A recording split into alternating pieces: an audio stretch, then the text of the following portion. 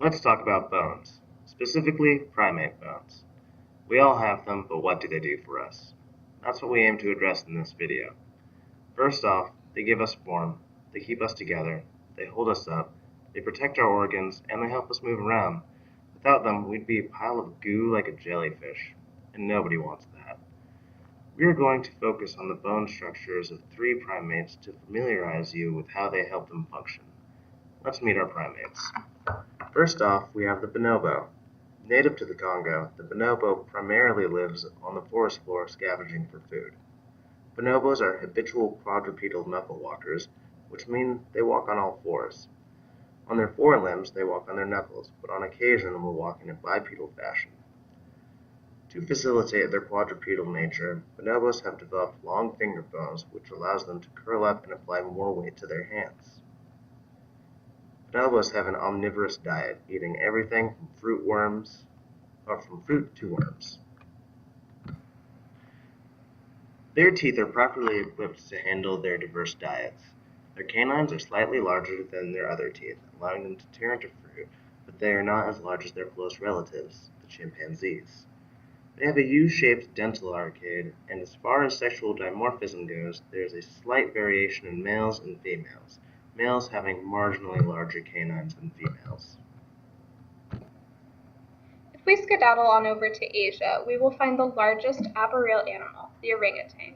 Orangutans live in the trees, which requires them to have significant amount of upper body strength to swing from tree to tree.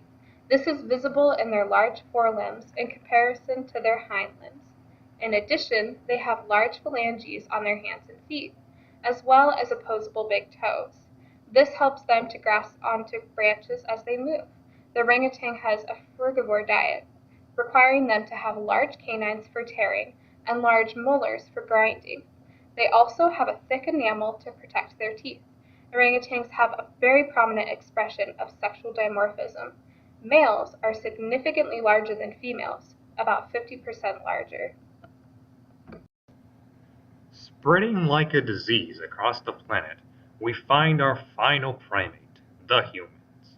Humans are the only true bipedal primate, meaning that they walk on their hind limbs.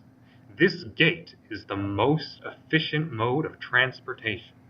Humans live on an omnivorous diet.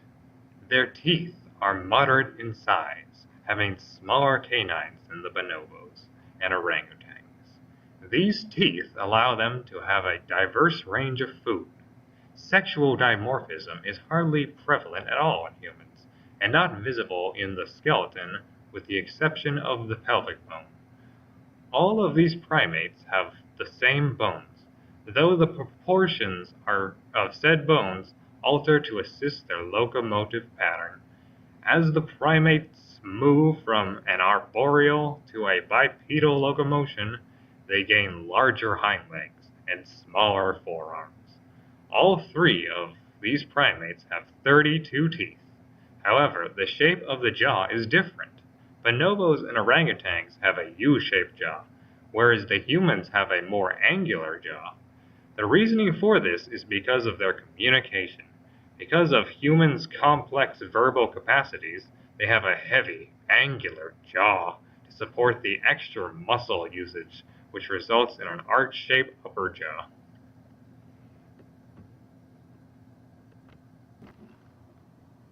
Humans are the only primates with a chin, which has no evolutionary advantage. Humans also have a foramen magnum located directly centered under the cranium, whereas most other primates have an anterior foramen magnum. This adaptation happened in order to make us walk bipedally more efficiently. Another thing that humans have that other primates don't is a forehead. Isn't that neat?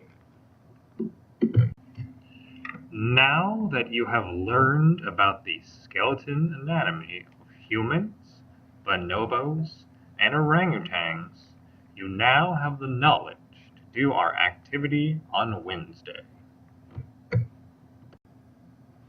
Make note of how the previously mentioned facts about humans, bonobos, and orangutans have shaped their bones in comparison to one another. Created using Powtoon.